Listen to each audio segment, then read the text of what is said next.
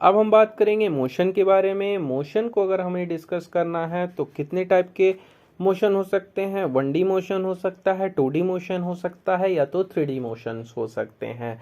अगर पर्टिकुलर एक डायरेक्शन में मोशन हो रहा है तो उसको 1 डायमेंशनल बोलेंगे। अगर एक्स और वाई दो डायरेक्शन में हो रहा है तो उसको 2D मोशन बोलेंगे। और अगर कोई भी मोशन स्पेस में हो रहा है जहां एक्स वाई एंड जेड तीनों कोऑर्डिनेट अपना पार्टिसिपेशन दे रहे हैं तो उसे हम 3D मोशन बोलेंगे। अब हम बात करेंगे डिस्प्लेसमेंट की। सपोज करिए आपके पास दो पॉइंट हैं, point A and point B. Point A से पॉइंट बी तक जाने में जो आपने डिस्टेंस ट्रैवल की है वही आपका डिस्प्लेसमेंट कहलाया जाएगा। लेकिन डिस्टेंस और डिस्प्लेसमेंट पे अंतर होता है। डिस्टेंस होती है कि total length of the path travel by yourself, and displacement का मतलब होता है final position minus initial position.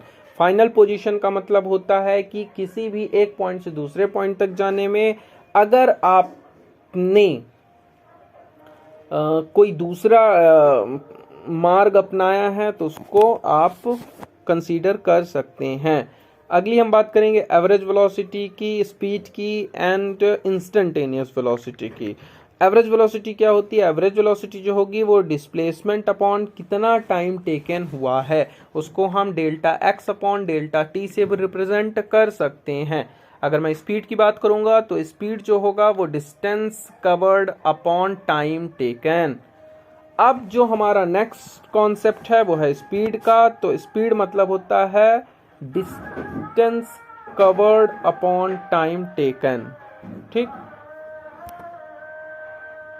अब हम बात करेंगे इंस्टेंटेनियस वेलोसिटी की। इंस्टेंटेनियस वेलोसिटी के लिए हमें पर्टिकुलर एक पॉइंट पर जाना पड़ेगा। उस पॉइंट पर किसी भी पार्टिकल की क्या वेलोसिटी है वो उसकी इंस्टेंटेनियस वेलोसिटी के द्वारा बताया जा सकता है।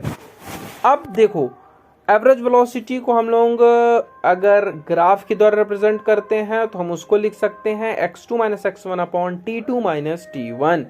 टाइम, उसी पर्टिकुलर टाइम पर वेलोसिटी निकालने के लिए ये फॉर्मूला यूज किया जाता है।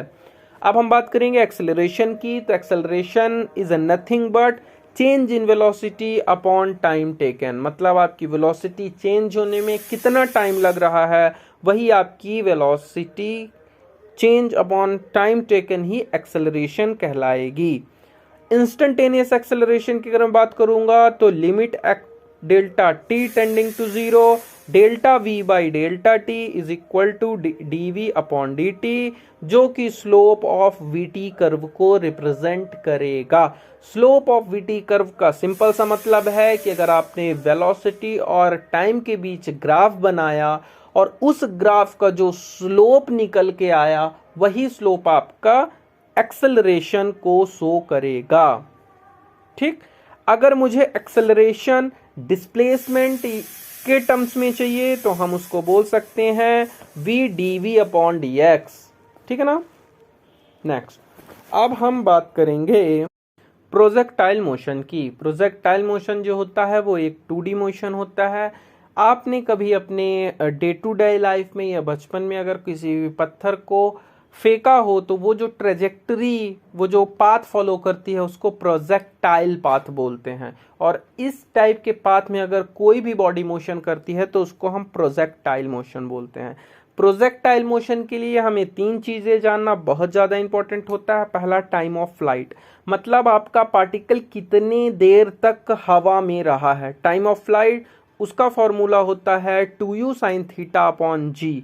हमेशा याद रखना 2u sin थीटा अपॉन जी, जहां u जो है वो इनिशियल वेलोसिटी, g जो है ग्रेविटेशनल कांस्टेंट, और थीटा जो है वो किस एंगल के साथ आपने ऑब्जेक्ट को प्रोजेक्टाइल मूवमेंट दिया था उस पर डिपेंड करता है। अब जो नेक्स्ट बात है वो है मैक्सिमम हाइट की, h मैक्स की। तो मैक्सिमम हाइट जो होगी उसको हम you Y square upon 2g से रिप्रेजेंट करेंगे। तो वेलोसिटी इन वाई डायरेक्शन उसको हम you square sine square theta upon 2g से रिप्रेजेंट कर सकते हैं। तो जो मेरी मैक्सिमम हाइट होगी वो you square sine square theta upon 2g होगी। कुछ लोगों का ये भी सवाल होता है कि अगर मुझे किसी भी ऑब्जेक्ट को मैक्सिमम डिस्टेंस तक भेजना है, तो वो मैक्सिमम मेरे पॉइंट जहाँ से मैंने ऑब्जेक्ट को मूव कराया था वहाँ से मैक्सिमम कितनी दूर तक जा सकता है उसको हम बोलते हैं रेंज। मतलब आपका पार्टिकल कहाँ तक गया है उसको रिप्रेजेंट करने के लिए हम लोग रेंज का इस्तेमाल करते हैं। तो रेंज का जो फॉर्मूला होता है r बराबर U square sine 2 theta upon G. हमेशा याद रखेंगे r बराबर U square sine 2 theta upon G. तो इसमें मैंने आपको 3 फॉर्मूले बताए हैं। पहला फॉर्मूला है 2u साइन थीटा अपॉन जी, दूसरा फॉर्मूला है u square sine square theta upon 2g, और तीसरा फॉर्मूला है रेंज का u square sine 2 theta upon g. Now we are talking about the next. अब जो हमारा डिस्कशन होगा वो रिलेटिव मोशन पर होगा। आप सभी को पता है रिलेटिव मोशन का मतलब होता है कि एक बॉडी का मोशन दूसरे बॉडी के सापेक्ष अगर आप देख रहे हैं तो उसको रिलेटिव मोशन बोलते हैं। जैसे कि हमारा जो मोशन है वो अर्थ के रिस्पेक्ट में देखा जाता है और हम अर्थ को रुका हुआ मानते हैं, लेकिन अर्थ भी एक सर्टेन अमाउंट ऑफ एक्सेलरेशन के साथ, सर्टेन अमाउंट ऑफ वेलोसिटी के साथ रोटेट कर रही है। तो अगर स्पेस से कोई देखता है तो हमारी वेलोसिटी अर्थ के रिस्पेक्ट में कुछ और होगी, हमारी वेलोसिटी मून के रिस्पेक्ट में कुछ और होगी, हमारी वेलोसिटी किसी दूसरे सर्टेन मूविंग रेफरेंस फ्रेम के रिस्पेक्ट में कुछ अलग होगी। तो टोटली जो पोजीशन ऑफ वेलोसिटी है या किसी की रिलेटिव वेलोसिटी पता करनी है तो आपको फ्रेम ऑफ रेफरेंस के साथ देखना पड़ेगा। सपोज करिए एक ब्लॉक की वेलोसिटी va है, दूसरे ब्लॉक की वेलोसिटी vb है। अब अगर मुझे va के सापेक्ष vv की वेलोसिटी देखनी है तो हम उसको लिखेंगे va by b is equal to vb minus va। मतलब अगर मैंने b की वेलोसिटी में से a की वेलोसिटी को घटा दिया तो मुझे a के सापेक्ष b की रिलेटिव वेलोसिटी पता चल जाएगी।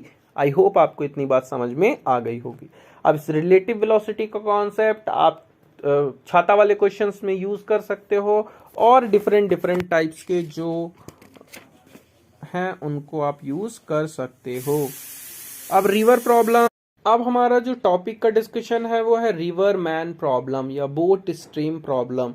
सपोज करो कोई नदी बह रही है जिसकी वेलोसिटी u है और एक आदमी vm वेलोसिटी से उस नदी को क्रॉस करना चाहता है। अब अगर वो आदमी vm वेलोसिटी से उस नदी को क्रॉस करने का ट्राई करेगा तो u वेलोसिटी से नदी का पानी उसे अपने साथ बहाने का प्रयास करेगा।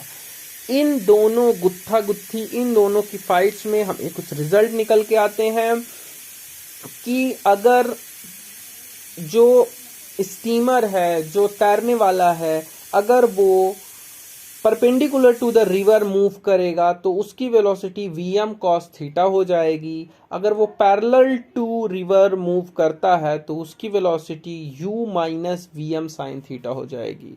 ऐसा क्यों होता है? क्योंकि अगर वो परपेंडिकुलर क्रॉस करेगा तो उसकी वेलोसिटी का एक कंपोनेंट ही उसको आगे बढ़ाने में मददगार होगा, दूसरा कंपोनेंट जो होगा वो u को कंपनसेट कर देगा।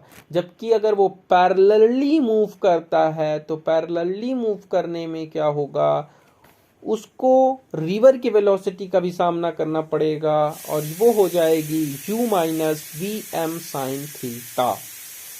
एक और फॉर्मूला होता है जिसमें हम ये बता सकते हैं कि time taken to cross the river, कितने टाइम में वो बंदा रिवर को क्रॉस करेगा, तो उसका फॉर्मूला होगा d upon v perpendicular. v perpendicular की वैल्यू vm cos थीटा के बराबर होगी, जहां vm जो होगा वो मैन की वेलोसिटी होगी। अब मैं रिलेटिव वेलोसिटी की बात करूंगा तो v मैन अगर मैं लिखना चाहूं तो लिख सकता हूं कि velocity of man with respect to ground minus velocity of river with respect to ground. क्योंकि मुझे पर्टिकुलर एक रेफरेंस फ्रेम अगर मिल गया ग्राउंड का, तो ग्राउंड के रिस्पेक्ट में जो मैन की वेलोसिटी है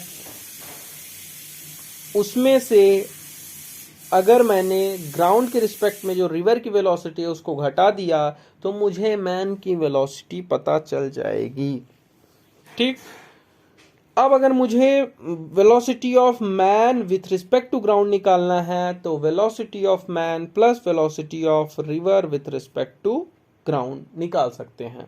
नेक्स्ट जो हमारा टॉपिक है वो ड्रिफ्ट के ऊपर डिपेंडेंट है। ड्रिफ्ट वेलोसिटी और डिस्टेंस, उसका फॉर्मूला होता है u minus v sine theta into t. u minus v sine theta into t. उसके बाद जो हमारा डिस्कशन स्टार्ट होगा वो होगा सर्कुलर मोशन। आप सभी को पता है if a body is moving a circle is called of the circular motion. Circular motion में दो चीजें इंपॉर्टेंट होती हैं। पहला कि एक्सेलरेशन आपने क्या लिया है, तो सेंट्रीपिटल एक्सेलरेशन को अगर हम डिफाइन करेंगे तो हम बोल सकते हैं कि if speed is a constant but when it's move in a circular path the direction change and velocity must be changed, so acceleration will be come and this acceleration is called of the centripetal acceleration। तो centripetal acceleration की बात हम कब करेंगे, जब कोई भी body circular motion में मूव करेगी तो वो अपनी position time to time change करेगी, वो अपनी velocity time to time change करेगी, और जब इस टाइप की वेलोसिटी चेंज होगी विथ रिस्पेक्ट टू टाइम उसी को हम एक्सेलरेशन बोलेंगे, और ये एक्सेलरेशन सेंट्रीपिटल एक्सेलरेशन कहलाएगा। एक बात हमेशा याद रखना, सेंट्रीपिटल एक्सेलरेशन जो है वो ऑलवेज सेंटर के पॉइंट के अबाउट ही लगता है। जो सेंट्रीपिटल एक्सेलरेशन की वैल्यू होती है AC वो होती है omega square into r, where omega is the angular velocity and r is the radius of gyration, the radius of a circle। Next अगर मैं बात करूं यूनिफॉर्म सर्कुलर मोशन की, तो यूनिफॉर्म सर्कुलर मोशन में ओमेगा कांस्टेंट होगा। Omega constant होने के कारण उसकी जो टेंजेंशियल वेलोसिटी है वो भी कांस्टेंट होगी। टेंजेंशियल वेलोसिटी के कांस्टेंट होने के कारण उसकी जो सेंट्रीपिटल एक्सेलरेशन है वो भी कांस्टेंट होगा, और अगर सेंट्रीपिटल एक्सेलरेशन कांस्टेंट है, टेंजेंशियल वेलोसिटी कांस्टेंट है, तो हम बोल सकते हैं कि टेंजेंशियल एक्सेलरेशन जो होगा वो 0 होगा। उसी प्रकार अगर मुझे एक और फॉर्मूला निकालना हो तो मैं बता सकता हूं कि सेंट्रीपिटल एक्सेलरेशन AC की वैल्यू जो है वो v स्क्वायर अपॉन r के बराबर होगी। अब हम लोग मैकेनिक्स का एक सबसे इंपॉर्टेंट टॉपिक पढ़ने वाले हैं जिसका नाम है फोर्स एनालिसिस। फोर्स एनालिसिस के बिना हम कभी भी बॉडी के मोशन को और कॉजेज ऑफ मोशन को डिफाइन नहीं कर पाएंगे, इसीलिए हमें बताना पड़ेगा कि फोर्स क्या होता है। तो फोर्स को बताने का सिंपल सा तरीका है कि फोर्स जो है वो स्टेट में चेंज करने का ट्राई करेगा। स्टेट में चेंज करने का ट्राई मतलब अगर कोई भी बॉडी आपकी रेस्ट में है तो उसको पुश या पुल फोर्स लगा के हम मोशन या स्टॉप कर सकते हैं। तो अब हम जो स्टेट है वो रोक सकते हैं, मतलब अगर बॉडी हमारी पहले से ही रुकी हुई है तो उसको मोशन प्रोवाइड कर सकते हैं, और अगर बॉडी हमारी पहले से मोशन में है तो हम उसको रोक सकते हैं। अब हमारा जो फोर्स है वो चेंज ऑफ शेप के लिए भी रिस्पॉन्सिबल होता है। सपोज करो आपके पास एक मिट्टी का बना हुआ पेस्ट का एक बॉल है, अगर आपने उस पर फोर्स लगाया तो डेफिनेटली वो फोर्स उस मिट्टी में ट्रांसफर होगा बॉल में, और वो उसके शेप को चेंज कर देगा। तो फोर्स जो है वो चेंज ऑफ शेप के लिए भी माना जाता है। We can apply both type of body if it's rest on a motion. Engineering mechanics we would work on the rigid body. अब चूंकि फोर्स जो है वो आपकी बॉडी को डिस्ट्रॉय कर सकता है, इसीलिए इंजीनियरिंग मैकेनिक्स में जो भी हम फोर्सेस के बारे में पढ़ेंगे वो रिजिड बॉडी पर पढ़ेंगे। रिजिड बॉडी वो बॉडी होती है जिस पे फोर्स लगाने पर 2 पॉइंट की जो डिस्टेंस है वो बदलती नहीं है, मींस वो बॉडी परमानेंट डिफॉर्मेशन में नहीं जाती है। अब हम बात करेंगे कितने टाइप के फोर्सेस होते हैं। तो बेसिकली इस यूनिवर्स में 4 टाइप के फोर्सेस होते हैं। पहली अगर मैं बात करूंगा ग्रेविटेशनल फोर्स, दूसरी में बात करूंगा इलेक्ट्रोमैग्नेटिक फोर्स, तीसरी में बात करूंगा स्ट्रॉन्ग न्यूक्लियर फोर्स, और चौथी जो बात करूंगा वो weak nuclear force. Gravitational force as we know that ये एक पुलिंग नेचर का फोर्स है। इलेक्ट्रोमैग्नेटिक फोर्स प्रोड्यूस होता है इलेक्ट्रिसिटी एंड मैग्नेटिज्म के कॉन्सेप्ट पर।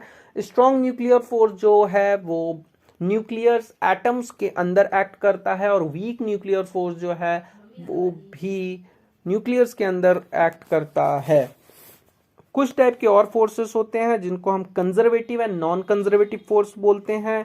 कंजर्वेटिव फोर्स वो फोर्सेस होते हैं जो एक लूप में वर्क करते हैं और उनके द्वारा किया गया कार्य जीरो होता है।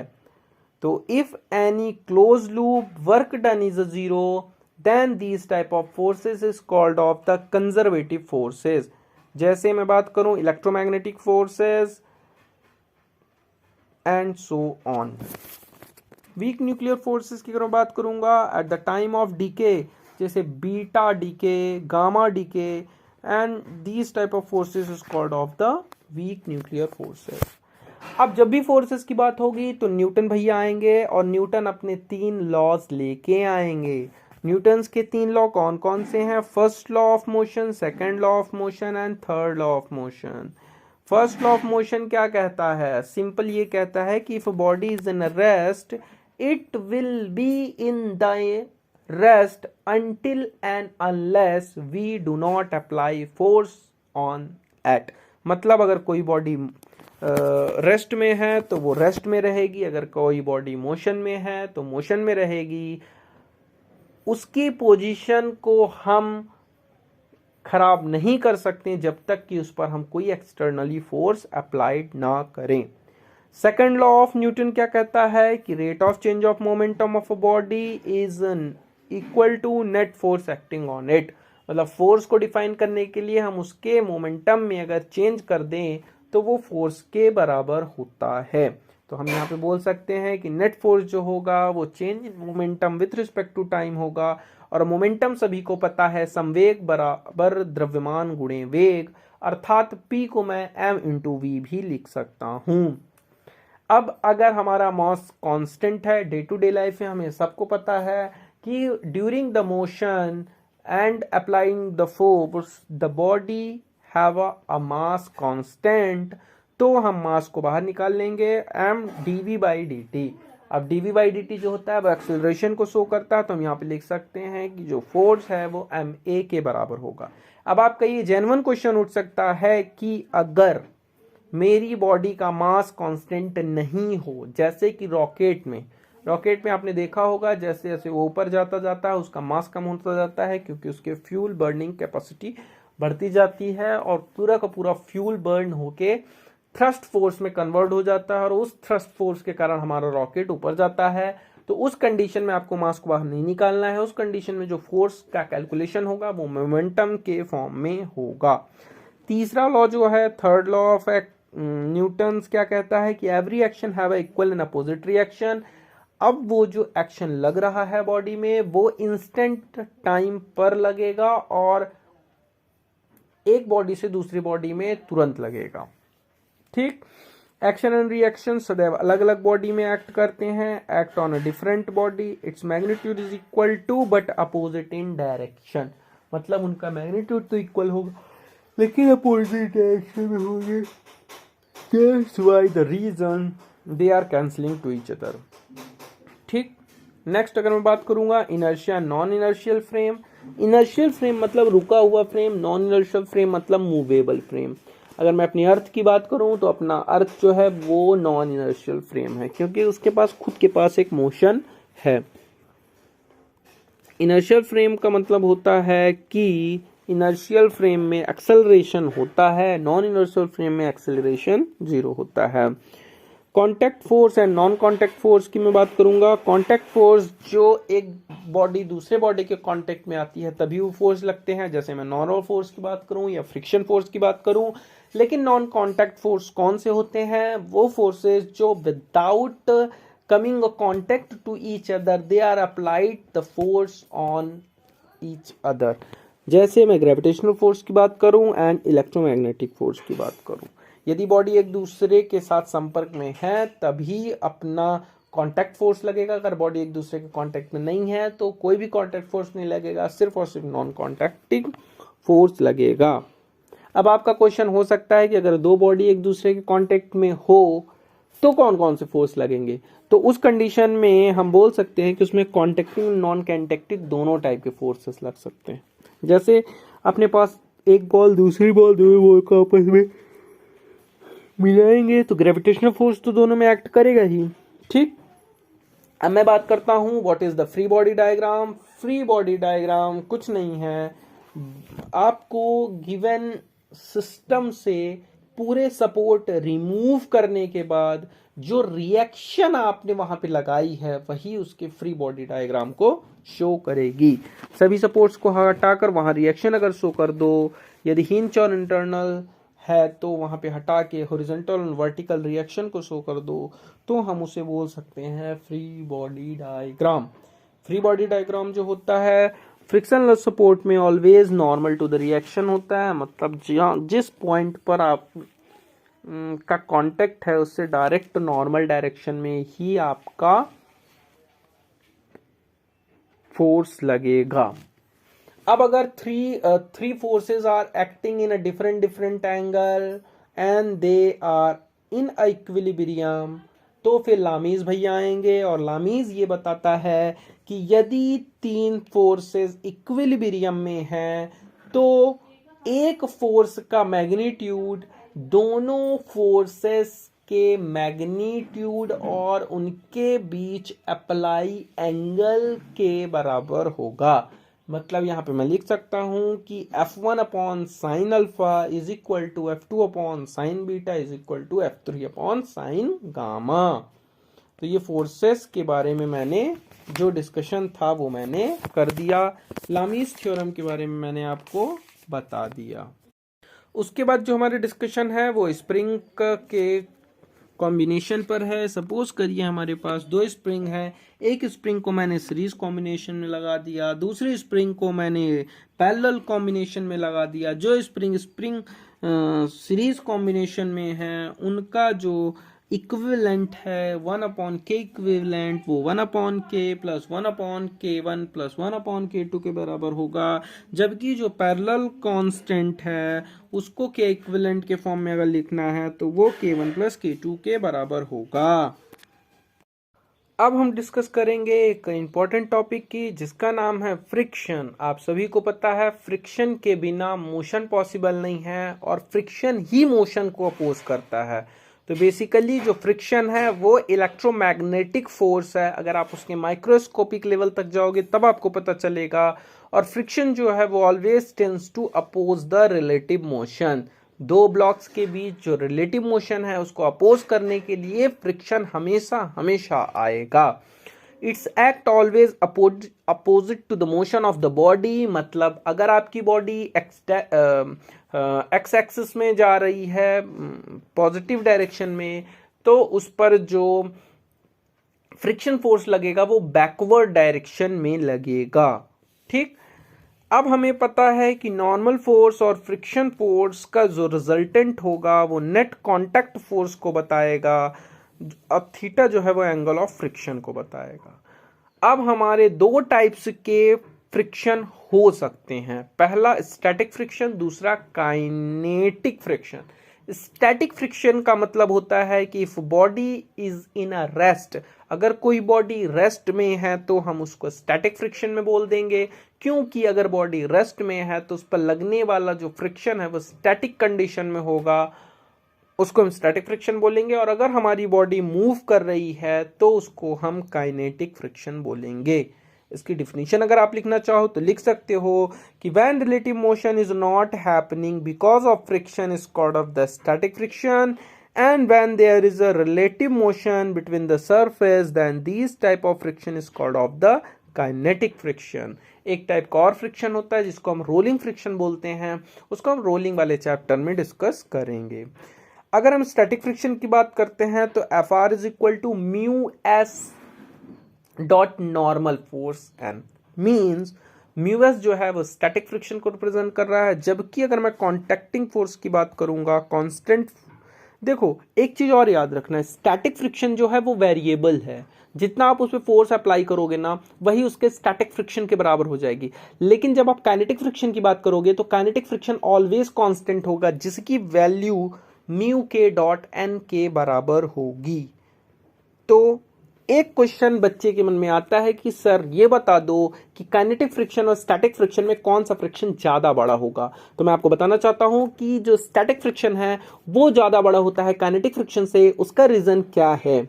उसका रीजन सिंपल सा है, when the body is in a rest then the irregularities of the surface and interlocking in the surface is a more and higher।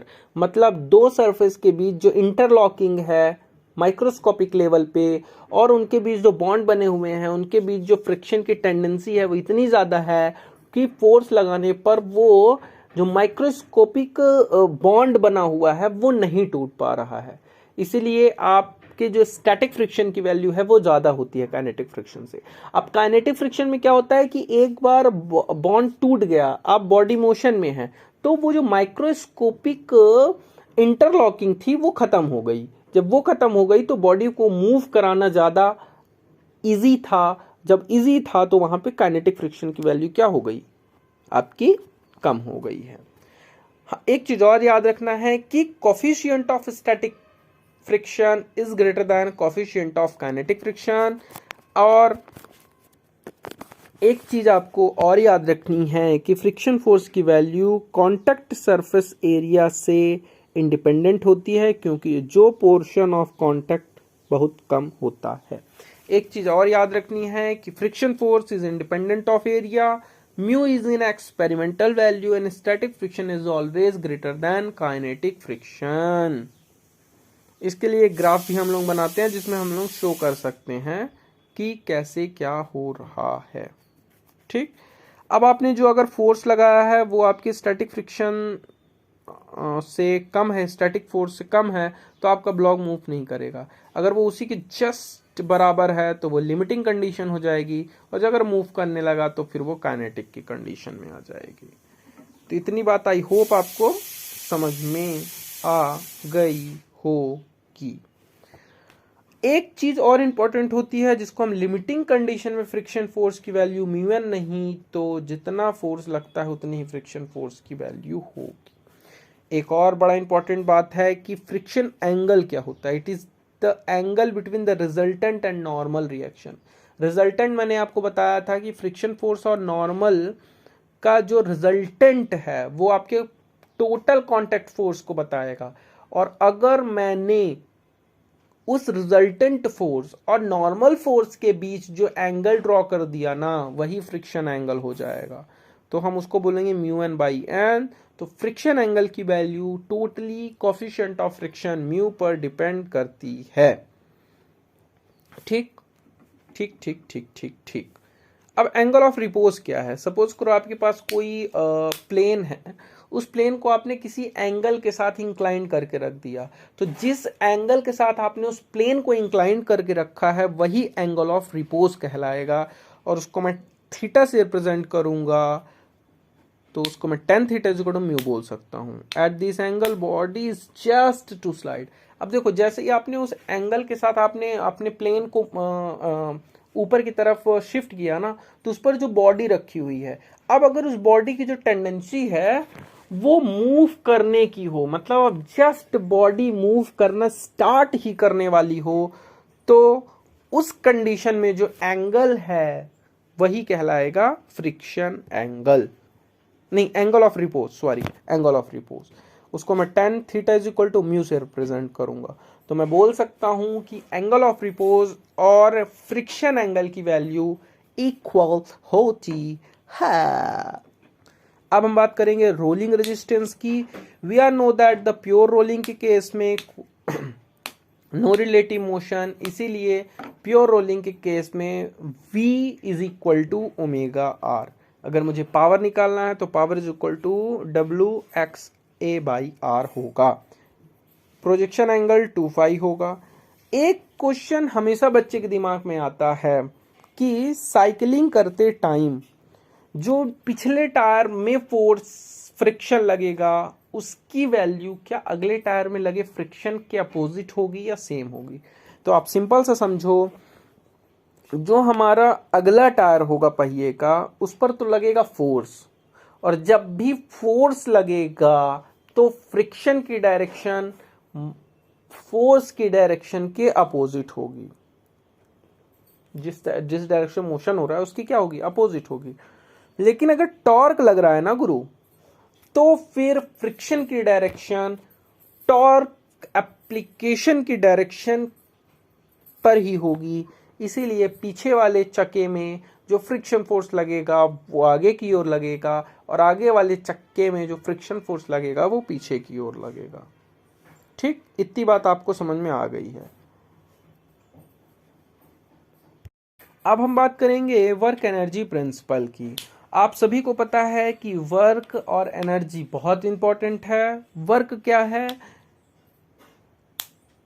Work कुछ नहीं है, the work done on the body by the constant force is a produce of a force is direction of a motion and magnitude of a direction. Work को हम लोग बोल सकते हैं कि फोर्स इनटू डिस्प्लेसमेंट। इसीलिए वर्क को हम लोग नॉर्मली रिप्रेजेंट जो करते हैं वो एफ एस कॉस थीटा से रिप्रेजेंट करते हैं। ठीक, work is a dot product of F and F, where f is a force applied and s is a displacement.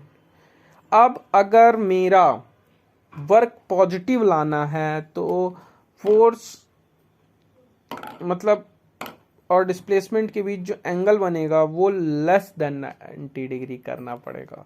अगर मुझे वर्क नेगेटिव चाहिए तो जो थीटा है उसको ग्रेटर देन 90 डिग्री करना पड़ेगा, और अगर मुझे जीरो फोर्स करना है तो angle between the force and displacement is must be 90 degree. Dimensional formula अगर मैं फोर्स का बताऊं तो ml2 T⁻⁻², और यूनिट ऑफ वर्क अगर मैं बताऊं तो जूल होती है, जिसको हम 1 न्यूटन इंटू मीटर लिख सकते हैं। अगर मैं इंटीग्रेशन फॉर्म में वर्क को बताना चाहूं तो integration of dw is equal to integration of f dot ds।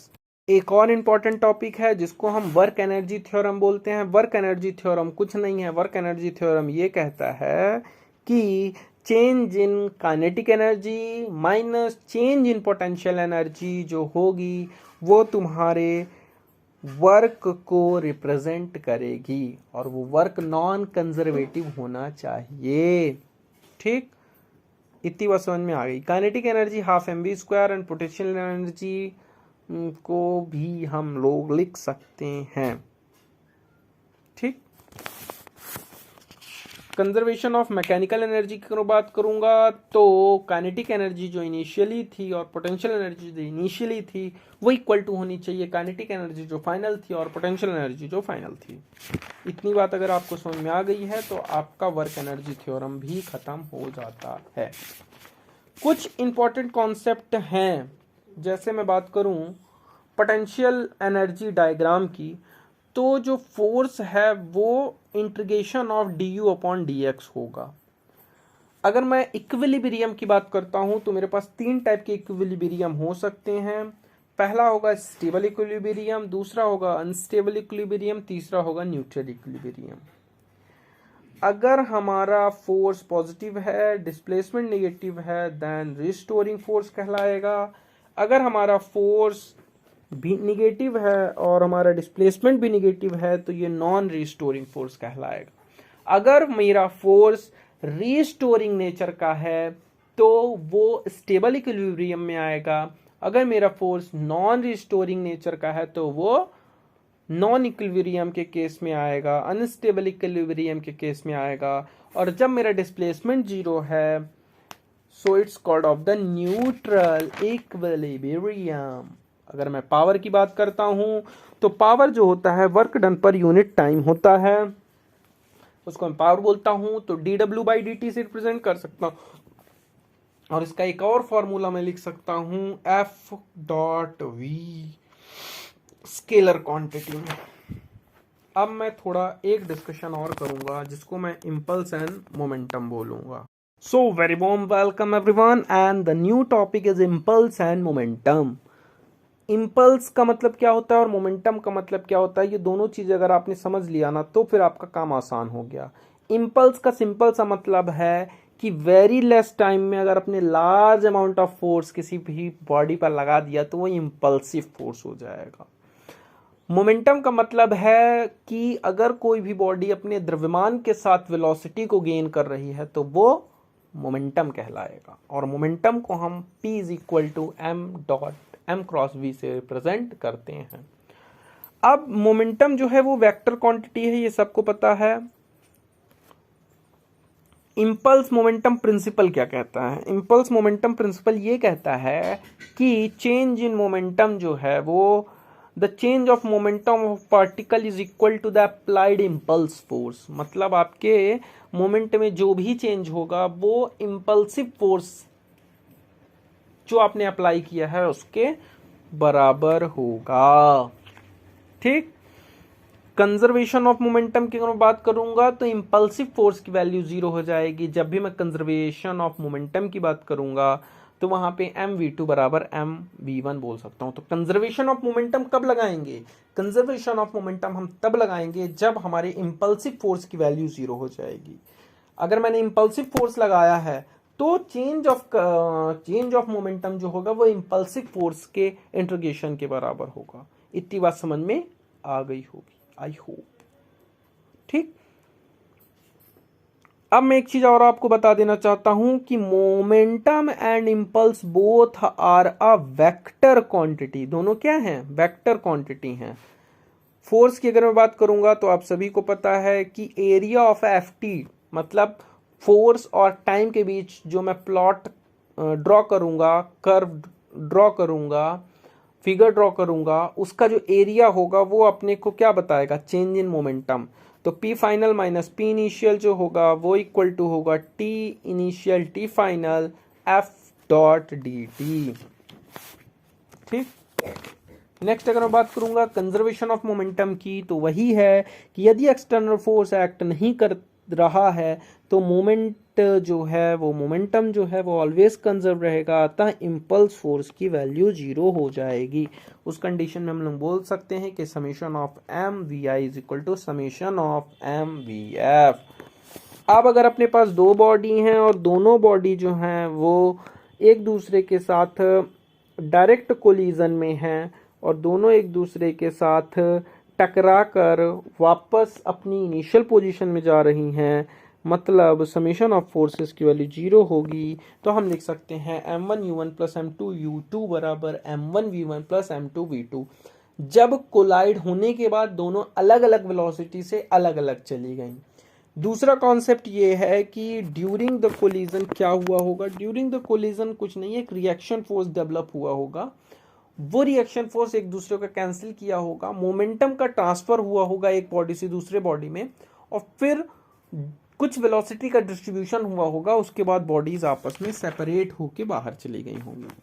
Elastic collision की अगर मैं बात करूंगा वहां पे E की वैल्यू 1 आएगी, वहां पे kinetic energy initial kinetic energy final के बराबर होगी। और मैं बोल सकता हूं कि जब मेरी E की वैल्यू 1 है तो वो परफेक्टली इलास्टिक कोलिजन होगा। अगर मेरी E की वैल्यू 0 है तो वो परफेक्टली प्लास्टिक कोलिजन होगा। और अगर मेरी E की वैल्यू 0 और 1 के बीच में है तो वो इन इलास्टिक कोलिजन होगा। अब आप सोच रहे होंगे E क्या है? E होता है कोफिशिएंट ऑफ रिस्ट्रिक्शन,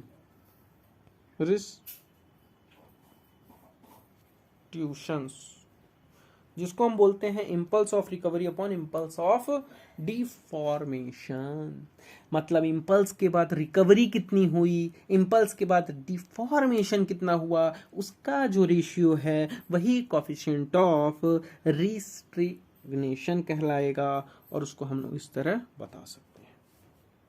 E की वैल्यू और भी आप लिख सकते हो minus v b dash minus v a dash upon v b minus v a से भी लिख सकते हो।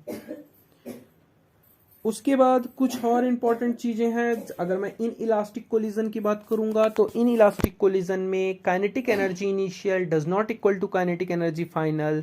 उस कंडीशन में अपना अलग कॉन्सेप्ट निकल के आ सकता है। ठीक। तो इन इलास्टिक कोलिजन में वैल्यू अलग हो सकती है, इलास्टिक कोलिजन में वैल्यूज अलग हो सकती हैं। तो इसके साथ मेरा इम्पल्स एंड मोमेंटम भी गया। एंगुलर मोमेंटम की अगर मैं बात करूंगा तो angular momentum is equal to अगर लिखूंगा तो एम वी आर के बराबर होगा, और उस एम वी आर को आई ओमेगा से भी रिप्रेजेंट कर सकता हूं। अब मेरा जो डिस्कशन है वो इस बात पर है कि एच डैश की वैल्यू क्या रखी जाए।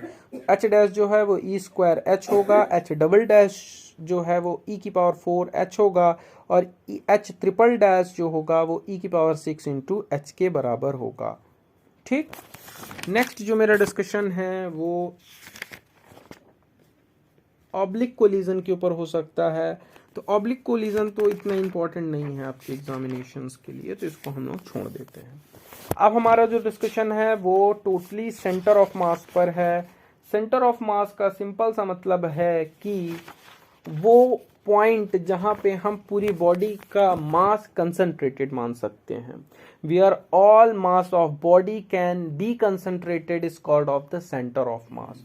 सेंटर ऑफ मास को अगर लिखना है मुझे तो वो मैं R C M is equal to summation of I is equal to 1 से N M I R I का vector upon summation of I to M I के बराबर लिख सकता हूँ।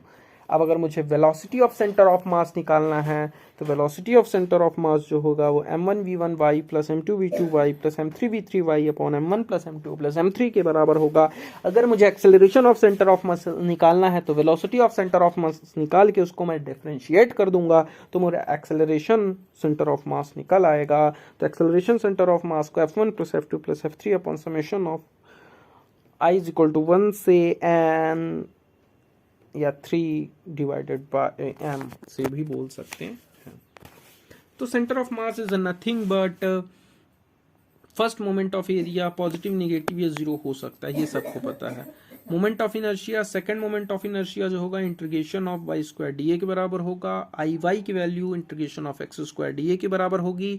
एक चीज याद रखनी है तुम्हें, दो parallel axis theorem and perpendicular axis theorem, तो I Z Z is equal to I X X plus I Y Y, जबकि पैरेलल एक्सिस थ्योरम में मैं बोल सकता हूँ कि आई एक्स एक्स की वैल्यू निकालने के लिए आई एक्स एक्स की value centre of mass plus A D square. D वो डिस्टेंस है जहां से मुझे वो वैल्यू निकालनी है। कुछ इंपॉर्टेंट फिगर्स हैं जिनका मोमेंट ऑफ इनर्शिया आपको याद रखना है। अगर मैं रेक्टेंगल्स की बात करता हूं तो B D cube by 12 I X के about and I Y Y के about D B cube by 12। अगर मैं ट्रायंगल की बात करता हूँ तो ट्रायंगल का जो मोमेंट ऑफ इनर्शिया होगा I X X B H cube by 36 H B cube by 48। Triangle का किसी और पॉइंट के about B H cube by 36 H B cube by 36। Circle का जो होगा पाई बाई 64 डी की पावर 4। सेमी सर्कल का पाई बाई 128 डी की पावर 4। क्वार्टर का पाई बाई 4 इंटू डी की power 4 by 64। Radius of gyration की अगर मैं बात करूंगा तो एरिया ऑफ के डिस्टेंस में कांस्टेंट मानते हुए radius of gyration I is equal to k square A के बराबर होगा। यहाँ पे के जेड का स्क्वायर होगा वो K x square plus K Y के स्क्वायर के बराबर होगा। Mass moment of inertia I बराबर R square into D R and I बराबर एम के स्क्वायर माना जाता है। पैरेलल एक्सिस थ्योरम की अगर मैं बात करूंगा तो पैरेलल एक्सिस थ्योरम में आई बराबर आई सी जी प्लस एम डी स्क्वायर के बराबर होगा। ये बताता है कि एक्सिस या सेंटर कितना मास ऑफ एरिया से दूर है। रॉड के लिए m l square by 12 m l square by 3 भी हो सकता है। अगर मैं सी जी के अबाउट लूंगा तो रॉड का जो मोमेंट ऑफ इनर्शिया है वो एम एल स्क्वायर बाई 12 होगा। अगर मैं किसी एक्स एक्स एक्सिस के थ्रू लूंगा तो उसका जो मास मोमेंट ऑफ इनर्शिया है वो एम एल स्क्वायर बाई 3 के बराबर होगा। रिंग का जो मास मोमेंट ऑफ इनर्शिया होता है सेंटर के अबाउट एम आर स्क्वायर होता है। डिस्क का जो होता है वो सेंटर ऑफ ग्रेविटी के about m r square by 2 होता है। सॉलिड स्फीयर का अगर मुझे सेंटर मोमेंट ऑफ इनर्शिया लेना है तो वो 2/5 एम आर स्क्वायर होता है, और होलो स्फीयर का अगर मुझे लेना है तो 2/3 एम आर स्क्वायर होता है। इतनी बात आई होप आपको समझ में आ गई होगी। एनर्जी कंजर्वेशन में अगर लगा दूं तो E1 बराबर E2 only the conservation force, तो E बराबर kinetic energy plus potential energy. Kinetic energy half m v square या हाफ आई ओमेगा स्क्वायर, और potential energy mgh half k x square.